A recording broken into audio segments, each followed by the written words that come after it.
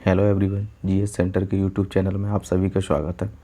हमारी सीरीज चल रही है संक्षिप्त घटना चक्र संक्षिप्त सामान्य ज्ञान की, जिसमें आज हमारा टॉपिक है भारतीय अर्थव्यवस्था। इससे पहले की वीडियो देखने के लिए आप हमारे यूट्यूब चैनल की प्लेलिस्ट में जा कर के देख सकते हैं। पहला है अर्थशास्त्र। अर्थशास्त्र वस्तुओं एवं सेवाओं के उत्पादन, उपभोग तथा वितरण जैसी गतिविधियों का अध्ययन करने का विषय है। एडम स्मिथ को अर्थशास्त्र का जनक कहा जाता है। एडम स्मिथ ने अपनी पुस्तक an inquiry into the nature and causes of the wealth of nations 1776 ईस्वी में अर्थशास्त्र को परिभाषित करते हुए इसे धन का विज्ञान कहा है।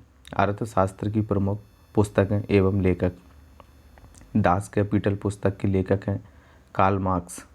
इसके बाद वेल्थ ऑफ नेशंस के लेखक हैं एडम स्मिथ। नेक्स्ट है फाउंडेशन ऑफ इकोनॉमिक्स एनालिसिस के लेखक हैं पॉल ए सैमुएल्सन। इसके बाद है general theory of employment, interest and money के लेखक हैं जे.एम. कीन्स। नेक्स्ट है nature and significance of economic science के लेखक हैं एल रॉबिन्स। नेक्स्ट है हाउ टू पे फॉर द वार के लेखक हैं जे.एम. कीन्स। नेक्स्ट है प्रिंसिपल ऑफ इकोनॉमिक्स, इसके लेखक हैं अल्फ्रेड मार्शल। भारतीय अर्थव्यवस्था। आर्थिक विकास की दृष्टि से अर्थव्यवस्था को 3 भागों में बांटा जाता है। पहला विकसित अर्थव्यवस्था, दूसरी अल्प विकसित अर्थव्यवस्था तथा तीसरी विकासशील अर्थव्यवस्था। विकसित अर्थव्यवस्था की विशेषता सामाजिक एवं आर्थिक दृष्टि से उन्नत, उत्पादन एवं उपभोग का उच्च स्तर हो, राष्ट्रीय आय व प्रति व्यक्ति आय का उच्च स्तर हो, बचत एवं विनियोग का उच्च स्तर, पूंजी निर्माण की उच्च दर तथा निम्न जनसंख्या वृद्धि दर, जैसे America, Japan, Britain, Germany, France आदि विकसित अर्थव्यवस्था वाले देश हैं। अल्प विकसित अर्थव्यवस्था की विशेषता सामाजिक आर्थिक दृष्टि से पिछड़ापन, उत्पादन एवं उपभोग का निम्न स्तर, राष्ट्रीय आय तथा प्रति व्यक्ति आय का निम्न स्तर, पूंजी निर्माण की निम्न दर, उच्च जनसंख्या वृद्धि दर तथा कृषि पर निर्भरता, अशिक्षा तथा बेरोजगारी आदि, जैसे युगांडा, बुरुंडी, नामीबिया, अफ्रीकन देश आदि। विकासशील अर्थव्यवस्था। कुछ अर्थव्यवस्था ऐसी भी होती हैं जहां अल्प विकसित अर्थव्यवस्था की विशेषता तो पाई जाती हैं, लेकिन इनमें विकसित देश होने की अपार संभावना भी मौजूद रहती हैं। ऐसी अर्थव्यवस्थाओं को विकासशील अर्थव्यवस्था कहते हैं, जैसे भारत, चीन, ब्राज़ील आदि देश। पूंजीवादी अर्थव्यवस्था। पूंजीवादी अर्थव्यवस्था के अंतर्गत लाभ का उद्देश्य प्रदान होता है तथा उत्पादन निजी स्वामित्व के अधीन होता है।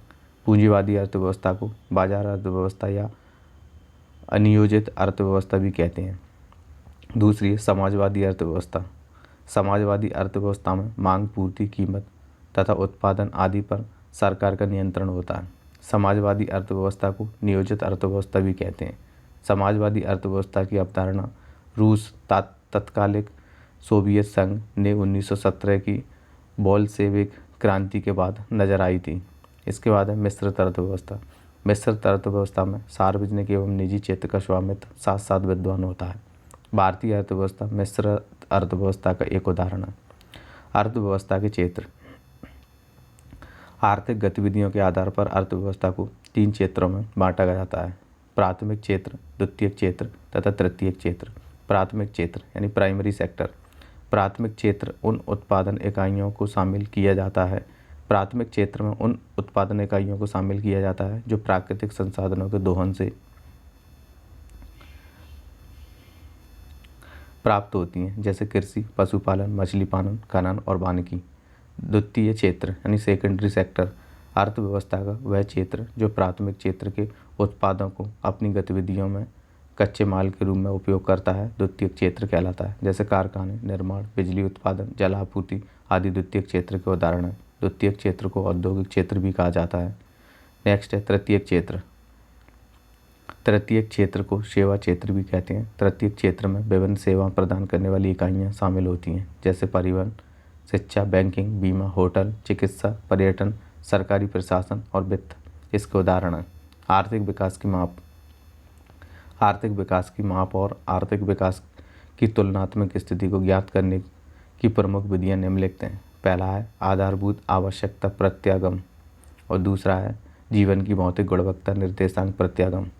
इस विधि में किसी देश के आर्थिक विकास के मापन के लिए उस देश की शिशु मृत्यु दर, वयस्क साक्षरता दर और जीवन प्रत्याशा सूचकांक के औसत मान का प्रयोग किया जाता है। तीसरा है क्रय शक्ति समता। इस विधि का सबसे पहले प्रयोग अंतर्राष्ट्रीय मुद्रा कोष द्वारा 1993 में किया गया था। विभिन्न देशों के रहन सहन के स्तर की तुलना के लिए वर्तमान में विश्व बैंक द्वारा PPP विधि का प्रयोग किया जा रहा है। नोट: विश्व बैंक के आंकड़ों के अनुसार वर्ष 2019 में सकल राष्ट्रीय आय क्रय शक्ति क्षमता के आधार पर भारत विश्व की तीसरी सबसे बड़ी अर्थव्यवस्था है। प्रथम और द्वितीय स्थान पर क्रमशः चीन तथा अमेरिका हैं। 1 जुलाई 2021 को जारी विश्व बैंक के आंकड़ों के अनुसार GDP के आधार पर वर्ष 2020 में विश्व की सबसे बड़ी अर्थव्यवस्था संयुक्त राज्य अमेरिका है। भारत का स्थान संयुक्त राज्य अमेरिका, चीन, जापान, जर्मनी एवं UK के बाद छठवां था। मानव विकास सूचकांक। मानव विकास सूचकांक की अवधारणा का प्रतिपादन वर्ष 1990 में अर्थशास्त्री पाकिस्तानी अर्थशास्त्री महबूब उल हक और उनके सहयोगियों द्वारा किया गया। मानव विकास सूचकांक के अंतर्गत निम्नलिखित 3 चरों को शामिल किया जाता है। पहला जीवन प्रत्याशा, दूसरा शिक्षा और तीसरा होती है आय। जीवन प्रत्याशा सूचकांक। जीवन प्रत्याशा सूचकांक किसी देश की जनसंख्या का जन्म के समय जीवन प्रत्याशा का मापन करता है। शिक्षा सूचकांक। शिक्षा सूचकांक के अंतर्गत 2 आंकड़ों को सम्मिलित किया जाता है। पहला स्कूल अवधि के औसत वर्ष और दूसरे होते हैं स्कूल अवधि के अनुमानित वर्ष। तीसरा है राष्ट्रीय आय सूचकांक। जीवन निर्वाह स्तर का मापन क्रय शक्ति क्षमता PPP के आधार पर प्रति व्यक्ति सकल राष्ट्रीय आय से किया जाता है। इसके बाद है राष्ट्रीय आय। राष्ट्रीय आय लेखांकन के जन्मदाता नोबेल पुरस्कार विजेता साइमन कुजनेट्स को माना जाता है। भारत में सर्वप्रथम दादाभाई नौरोजी ने भारत की राष्ट्रीय आय और प्रति व्यक्ति आय की गणना की थी। दादाभाई नौरोजी के द्वारा 1868 ईस्वी में भारत की प्रति व्यक्ति आय 20 रुपये बताई गई थी। राष्ट्रीय आय की गणना के लिए वर्ष 1949 में भारत सरकार द्वारा PC महालनोबिस की अध्यक्षता में राष्ट्रीय आय समिति का गठन किया गया था। मई 2019 से पूर्व राष्ट्रीय आय की गणना का कार्य मई 1951 में स्थापित केंद्रीय सांख्यिकी कार्यालय के द्वारा किया जाता था, जबकि वर्तमान में यह कार्य राष्ट्रीय सांख्यिकी कार्यालय द्वारा किया जा रहा है। राष्ट्रीय आय की गणना।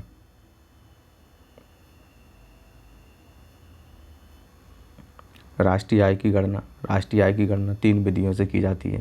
पहली है साधन लागत या आय विधि, दूसरी उत्पादन विधि और तीसरी होती है व्यय विधि। भारत में राष्ट्रीय आय की गणना हेतु आय विधि तथा उत्पादन विधि दोनों प्रयोग किए जाते हैं। राष्ट्रीय आय की प्रमुख अवधारणाएं। राष्ट्रीय आय एक व्यापक अवधारणा है जिसकी गणना हेतु सामान्यतः निम्नलिखित अवधारणा का प्रयोग किया जाता है। पहली घरेलू उत्पाद एवं दूसरी होती है राष्ट्रीय उत्पाद। सकल घरेलू उत्पाद ग्रोस डोमेस्टिक प्रोडक्ट GDP किसी एक वित्तीय वर्ष में किसी देश में निवास करने वाले सभी व्यक्ति, जिसमें विदेशी भी शामिल होते हैं, के द्वारा अंतिम रूप से उत्पादित वस्तुओं एवं सेवाओं से अर्जित कुल आय को सकल घरेलू उत्पाद कहते हैं। भारतीय संदर्भ में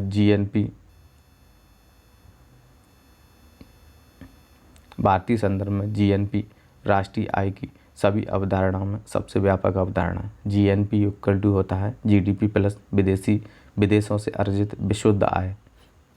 इसके बाद है निबल राष्ट्रीय आय नेट नेशनल प्रोडक्ट NNP। सकल राष्ट्रीय उत्पाद में से पूंजीगत वस्तुओं के मूल्य ह्रास को घटा देने पर जो प्रतिफल प्राप्त होता है उसे निबल राष्ट्रीय उत्पाद या राष्ट्रीय आय कहते हैं। NNP equal to GNP minus मूल्य ह्रास। प्रति व्यक्ति आय होती है राष्ट्रीय आय अपन जनसंख्या। भारत में नियोजन। भारत में पंचवर्षीय योजनाओं की शुरुआत पूर्व सोवियत संघ की नियोजन पद्धति से प्रेरित है। भारत वर्ष 1951 से वर्ष 2017 तक 12 पंचवर्षीय योजनाओं एवं 6 वार्षिक योजनाओं की विकास यात्रा तय कर चुका है। भारत में आर्थिक नियोजन पर सर्वप्रथम चर्चा वर्ष 1934 से प्रारंभ हुई, जब M विश्वेश्वरैया ने planned economy of pore India नामक पुस्तक लिखी। इसलिए विश्वेश्वरैया को भारत के आधुनिक नियोजन के प्रणेता भी कहा जाता है। आर्थिक नियोजन वह प्रक्रिया है जिसके अंतर्गत पूर्व निर्धारित उद्देश्यों की प्राप्ति हेतु सीमित प्राकृतिक संसाधनों का कुशलतम प्रयोग किया जाता है। आर्थिक नियोजन वह प्रक्रिया है जिसके अंतर्गत पूर्व निर्धारित उद्देश्यों की प्राप्ति हेतु सीमित प्राकृतिक संसाधनों का कुशलतम उपयोग किया जाता है। भारत में नियोजन के लक्ष्य तथा सामाजिक उद्देश्यों के स्रोत संविधान में उल्लेखित राज्य की नीति निर्देशक तत्वों द्वारा निर्धारित होते हैं। नियोजन भारतीय संविधान की 7वीं अनुसूची के संबंधित सूची में भी उद्धृत है। वर्ष 1938 में कांग्रेस अध्यक्ष सुभाष चंद्र बोस ने पंडित जवाहरलाल नेहरू की अध्यक्षता में राष्ट्रीय आय नियोजन समिति की स्थापना की। वर्ष 1943 में श्रीमान नारायण अग्रवाल ने गांधीवादी सिद्धांतों पर आधारित गांधीवादी योजना द गांधीयन प्लान तैयार किया था। वर्ष 1944-45 में मुंबई के 8 उद्योगपतियों JRD टाटा, घनश्याम दास बिरला, आरदेश दयाल, पुरुषोत्तम दास ठाकुर, जॉन मताई, श्रीराम और कस्तूरी भाई लाल तथा AD श्रॉफ ने भारत के आर्थिक विकास हेतु 15 वर्षीय योजना प्रस्तुत की, जिसे बॉम्बे प्लान या टाटा बिरला योजना के नाम से जाना जाता है। ब्रिटिश सरकार ने भी वर्ष 1944 में नियोजन एवं विकास विभाग की स्थापना की, जिसके अध्यक्ष सर आरदेश दयाल थे। MN राय तथा भारतीय श्रमिक संघ की ओर से रूसी योजना से अभिप्रेरित जन योजना द पीपल प्लान नामक योजना प्रस्तुत की गई थी। वर्ष 1950 में जयप्रकाश नारायण द्वारा शोषण विहीन समाज की स्थापना हेतु सर्वोदय योजना प्रस्तुत की गई थी। स्वतंत्र प्राप्ति के उपरांत अखिल भारतीय कांग्रेस समिति ने वर्ष 1947 में पंडित जवाहरलाल नेहरू की अध्यक्षता में आर्थिक कार्यक्रम समिति का गठन किया। इस समिति ने 25 जनवरी 1948 को अपने एक प्रस्ताव में यह सिफारिश की कि देश में एक स्थायी योजना आयोग की स्थापना होनी चाहिए। सिफारिश के फलस्वरूप 15 मार्च 1950 को मंत्रिमंडलीय प्रस्ताव द्वारा योजना आयोग यानी प्लानिंग कमीशन का गठन किया गया, जिसकी अनुशंसा पर प्रथम पंचवर्षीय योजना 1 अप्रैल 1951 से लागू हुई। पंचवर्षीय योजना उनके लक्ष्य प्राप्ति तथा उनके कार्यक्रम दिए गए हैं। प्रथम पंचवर्षीय योजना, इसमें शरणार्थियों का पुनर्वास और कृषि क्षेत्र के विकास के था। इसका लक्ष्य था 2.1% और इसने प्राप्त किया था 3.6%। ये हैरोल्ड डॉमर समृद्धि मॉडल पर आधारित थी। सामुदायिक विकास योजना को सर्वोच्च प्राथमिकता, न्यूनतम समय में खाद्यान्न में आत्मनिर्भरता की प्राप्ति, लघु और कुटीर उद्योगों का पुनरुद्धार किया गया था। इस योजना का जो काल था वो 1951 से 56 तक था और इसमें तथा राष्ट्रीय प्रसार सेवा का प्रारंभ, संतुलित विकास नीति आदि लागू की गई थी। द्वितीय पंचवर्षीय योजना 1956 से 61 तक थी। इसमें आधारभूत एवं भारी उद्योगों के विकास के साथ तीव्र औद्योगिकरण पर बल, राष्ट्रीय आय में 25% की वृद्धि और बड़े पैमाने पर रोजगार सृजन आदि के लक्ष्य रखे गए थे। इसका जो लक्ष्य था वो 4.50% का था और इसने प्राप्त किया था 4.3%। ये PC महालनोबिस मॉडल पर आधारित थी। ये 4 क्षेत्रीय मॉडल पर आधारित थी। इसमें राउरकेला उड़ीसा, भिलाई छत्तीसगढ़ तथा दुर्गापुर पश्चिम बंगाल में इस्पात संयंत्रों की स्थापना की गई थी। तृतीय पंचवर्षीय योजना 1961 से 66 तक थी। इसमें अर्थव्यवस्था को आत्मनिर्भरता तथा स्वतः स्फूर्ति बनाने पर बल दिया गया। कृषि पर पुनः सर्वाधिक बल, राष्ट्रीय आय में प्रतिवर्ष 5% की वृद्धि आदि ये इसके लक्ष्य थे और इसका जो लक्ष्य था वो था 5.6% और इसमें प्राप्त किया था 2.8%। महालनोबिस के 4 क्षेत्रीय मॉडल, JSND के डेमोन्स्ट्रेशन मॉडल तथा सुकमा चक्रवर्ती के आगर निर्गत मॉडल पर आधारित खाद्यान्नों के क्षेत्र में आत्मनिर्भरता हासिल करना विफलता का कारण भारत चीन युद्ध 1962 और भारत पाक युद्ध 1965 तथा 1965-66 का सूखा था। वर्ष 1966 से 69 के बीच 3 वार्षिक योजना बनाई गई। इस अवधि को योजना अवकाश भी कहा गया है। चतुर्थ पंचवर्षीय योजना का जो समय था 1969 से 74 तक था। इसमें स्थिरता के साथ आर्थिक विकास तथा आत्मनिर्भरता की प्राप्ति, क्षेत्रीय असमानता में कमी, संतुलित विकास पर जोर, औद्योगिकरण को बढ़ावा तथा भारतीय उद्योगों पर विशेष बल दिया गया था। इसका लक्ष्य था 5.7%, लेकिन इसमें जो प्राप्ति हुई थी वो हुई थी 3.3%। गॉडगिल योजना तथा तथा लियोन टिफ के आगत निर्गत मॉडल पर यह आधारित थी। इसमें 14 बैंकों का राष्ट्रीयकरण किया गया। MRTP अधिनियम 1969 प्रभावी तथा रोजगार गारंटी योजना EGS 1972-73 में प्रारंभ की गई थी। 5वीं पंचवर्षीय योजना थी 1974 से 79। इसमें निर्धनता उन्मूलन व आर्थिक निर्भरता की प्राप्ति का यो लक्ष्य था, और इसका जो लक्ष्य था वो 4.4% की वृद्धि था, लेकिन इसने प्राप्त किया 4.8%। इसमें गरीबी हटाओ का नारा दिया गया। न्यूनतम आवश्यकता कार्यक्रम प्रारंभ हुआ था। काम के बदले अनाज कार्यक्रम 1977 में प्रारंभ हुआ। 5वीं पंचवर्षीय योजना को 1 वर्ष पहले अर्थात 1978 में ही समाप्त कर दिया गया, और ये सबसे छोटी पंचवर्षीय योजना थी। 6वीं पंचवर्षीय योजना, इसमें आधुनिकीकरण तथा अर्थव्यवस्था के विस्तार और गरीबी निवारण तथा प्रत्यक्ष आक्रमण, आत्मनिर्भरता तथा सामाजिक न्याय पर ध्यान दिया गया।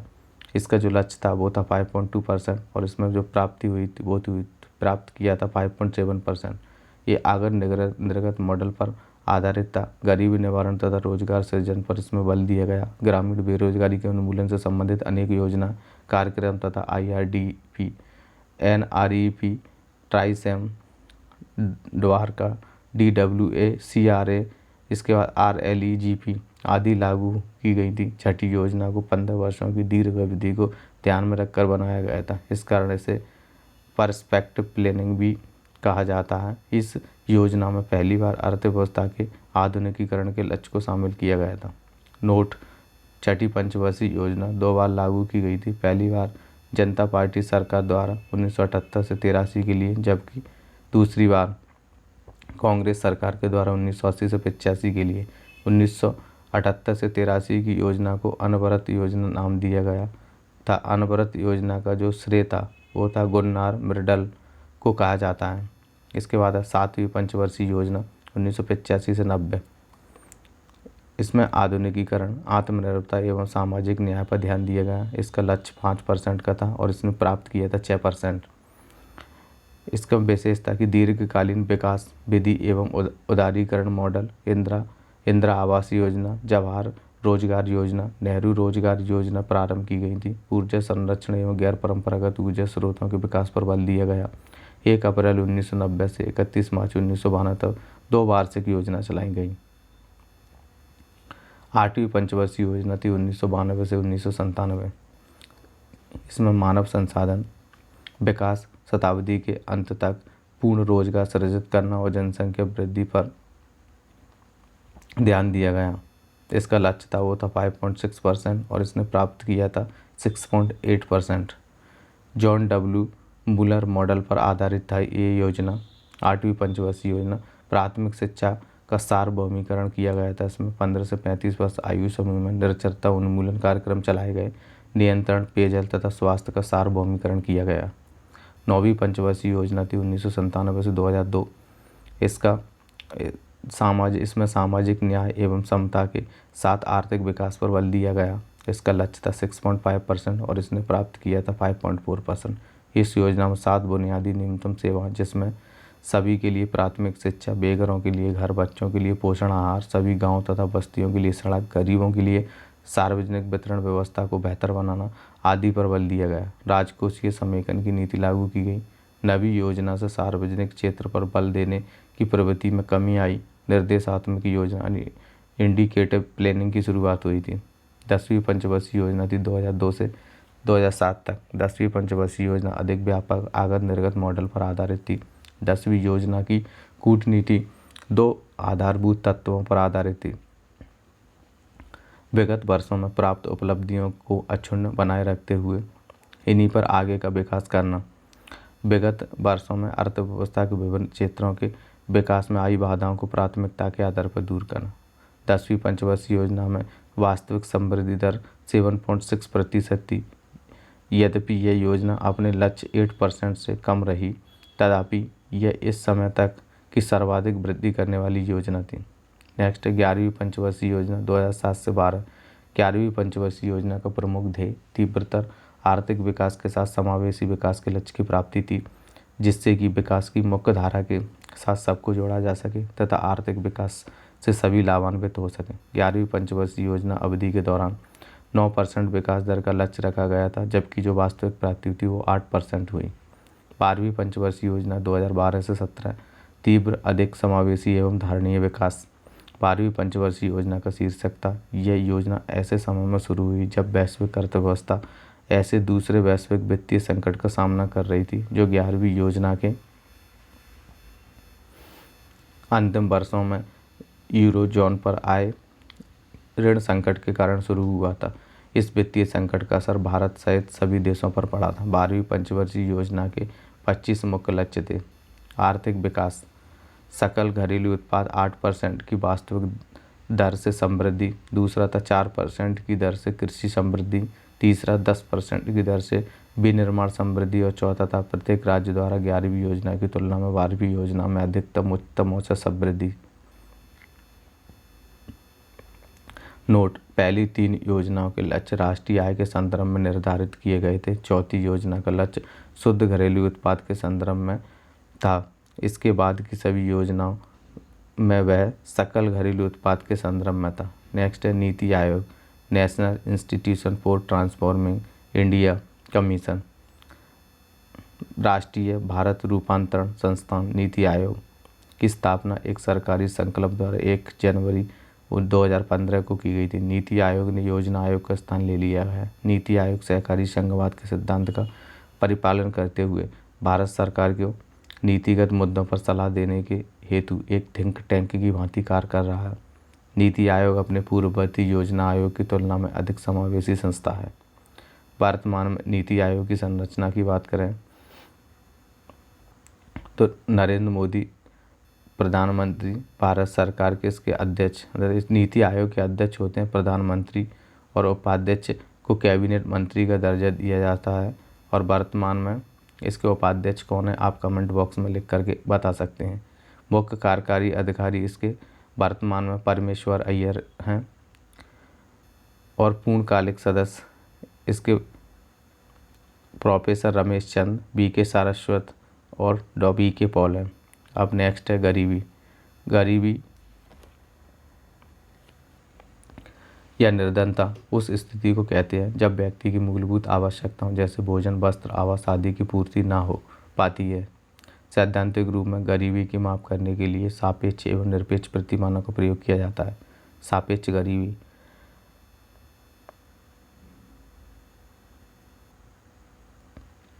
सापेक्ष गरीबी यह स्पष्ट करती है कि विभिन्न आय वर्गों के बीच कितनी विषमता है। इसे मापने हेतु सामान्यतः 2 विधियों का प्रयोग किया जाता है। पहला है लॉरेंज वक्र और दूसरा है गिनी गुणांक। लॉरेंज वक्र तथा गिनी गुणांक दोनों ही आय की विषमता की माप से संबंधित है। लॉरेंज वक्र को वर्ष 1905 में मैक ओ लॉरेंज ने तथा गिनी गुणांक को वर्ष 1912 में कॉरेडो गिनी इटली के थे जिन्होंने विकसित किया था। निरपेक्ष गरीबी की बात करें तो गरीबी की वास्तविक संख्या के आकलन हेतु न्यूनतम आवश्यक मानदंड का प्रयोग किया जाता है। निर्धारित किए गए इस न्यूनतम उपभोग मानदंड को निर्धनता रेखा कहते हैं। भारत में गरीबी की माप के लिए निरपेक्ष प्रतिमान का प्रयोग किया जाता है। भारत में गरीबी निर्धारण के प्रमुख प्रयास। दादाभाई नौरोजी की पुस्तक poverty and un-British rule in India में पहली बार गरीबी के मापन की अवधारणा प्रस्तुत की गई थी।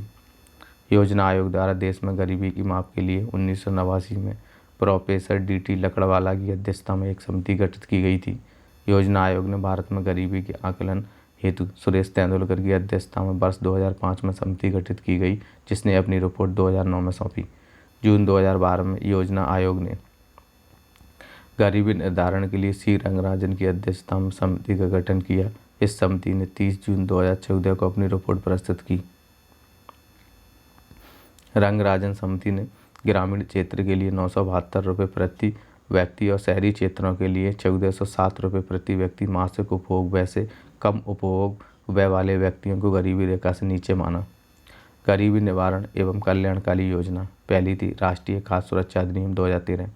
सरकार द्वारा राष्ट्रीय खाद्य सुरक्षा अधिनियम 2013 पारित किया गया, जिसका उद्देश्य देश के प्रत्येक नागरिक को पर्याप्त मात्रा में खाद्यान्न उपलब्ध कराना है, जिससे उन्हें खाद्य एवं पोषण सुरक्षा मिले सके तथा वे गरिमापूर्ण जीवन जी सकें। इस अधिनियम के अंतर्गत 75% ग्रामीण आबादी और 50% शहरी आबादी अर्थात लगभग 2/3 आबादी को भोजन का कानूनी अधिकार प्रदान किया गया।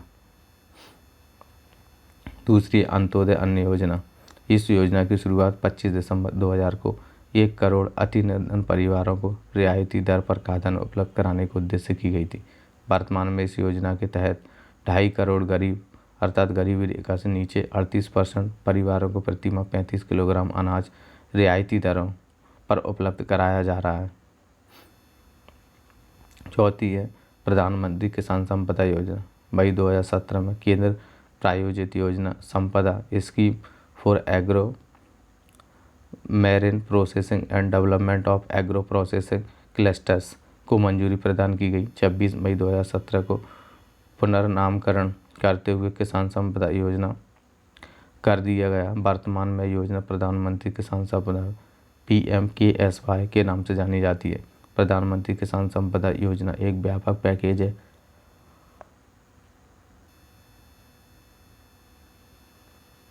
प्रधानमंत्री किसान संपदा योजना एक व्यापक पैकेज है जिसके परिणामस्वरूप खेत से लेकर खुदरा बिक्री केंद्रों तक दक्ष आपूर्ति श्रृंखला प्रबंधन के साथ आधुनिक अवसंरचना का सृजन होगा।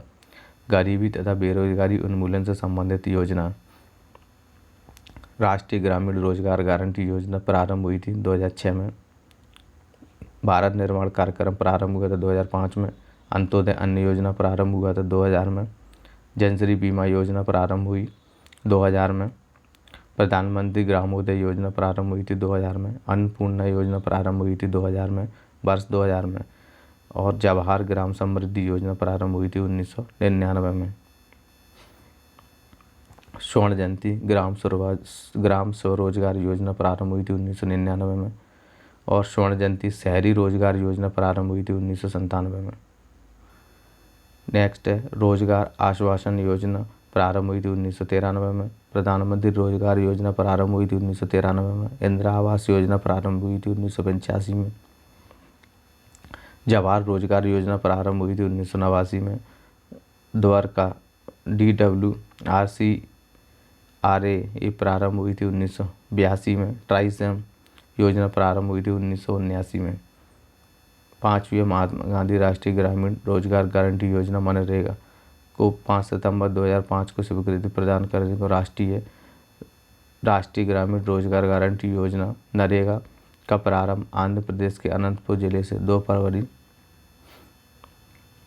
2006 को देश के 254 जिलों में किया गया था। वर्ष 2007-08 में इसका विस्तार 130 अतिरिक्त जिलों में कर दिया गया और 1 अप्रैल 2008 को इसका जो विस्तार था वो जम्मू एवं कश्मीर को छोड़कर देश के सभी जिलों में कर दिया गया। और 2 अक्टूबर 2009 को नरेगा का नाम परिवर्तित करके महात्मा गांधी राष्ट्रीय ग्रामीण रोजगार गारंटी योजना यानी मनरेगा कर दिया गया है।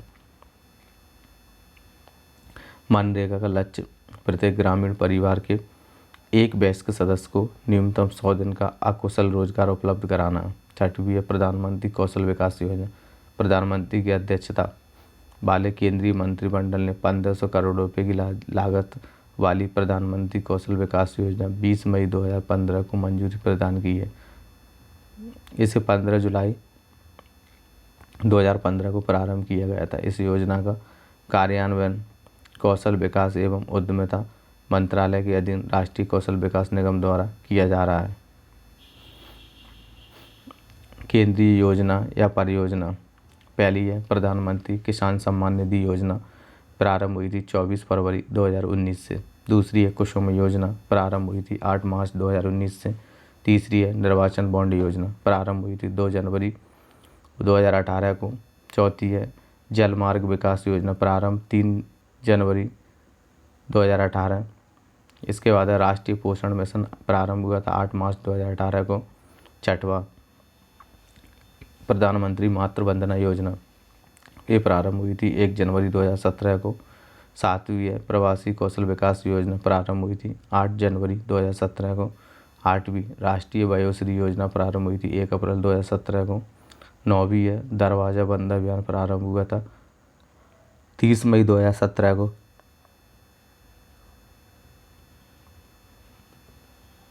10वीं प्रधानमंत्री वय वंदना योजना 21 जुलाई 2017 को। 11वीं स्टार्टअप इंडिया 16 जनवरी 2016 को। 12वीं है ई नेशन एग्रीकल्चर मार्केट या ई नाम 14 अप्रैल 2016 को। 13वीं प्रधानमंत्री उज्ज्वला योजना 1 मई 2016 को। 14वीं प्रधानमंत्री रोजगार प्रोत्साहन योजना 9 अगस्त 2016 को। 15वीं प्रधानमंत्री युवा योजना 9 नवंबर 2016 को। इसके बाद 16वीं सुकन्या समृद्धि योजना 22 जनवरी 2015 को। 17वीं प्रधानमंत्री मुद्रा योजना 8 अप्रैल 2015 को। 18वीं अटल पेंशन योजना 9 मई 2015 को। और 19वीं प्रधानमंत्री कौशल विकास योजना 15 जुलाई 2015 को। इसके बाद है स्वच्छ भारत मिशन। इस मिशन की शुरुआत 2 अक्टूबर 2014 को हुई। स्वच्छ भारत मिशन का लक्ष्य सभी ग्रामीण परिवारों को शौचालय की सुविधा प्रदान करते हुए 2 अक्टूबर 2019 तक भारत को खुले में शौच मुक्त करना था। मिशन इंद्रधनुष 25 दिसंबर 2014 को केंद्रीय स्वास्थ्य एवं परिवार कल्याण मंत्रालय ने बच्चों एवं गर्भवती महिलाओं के टीकाकरण हेतु मिशन इंद्रधनुष का शुभारंभ किया था। भारतीय कृषि। आज का टॉपिक हमारा यहीं पर ख़त्म होता है। नेक्स्ट वीडियो में हम बचे हुए पार्ट को कवर करेंगे। यदि आपको हमारा ये प्रयास अच्छा लगता है तो आप हमारे चैनल को सब्सक्राइब करें, वीडियो को लाइक करें तथा इसे अपने दोस्तों के साथ ज़रूर शेयर करें। हमारे एप्लीकेशन तथा टेलीग्राम की लिंक डिस्क्रिप्शन बॉक्स में दे दी जाती है, जहाँ से आप उन दोनों को ज्वाइन कर सकते हैं। और पिछली वीडियो देखने के लिए आप चैनल की प्लेलिस्ट में जा कर के देख सकते हैं, जिसमें आपको कई विषयों से संबंधित बहुत सारे वीडियो मिल जाएंगे। Thank you for watching.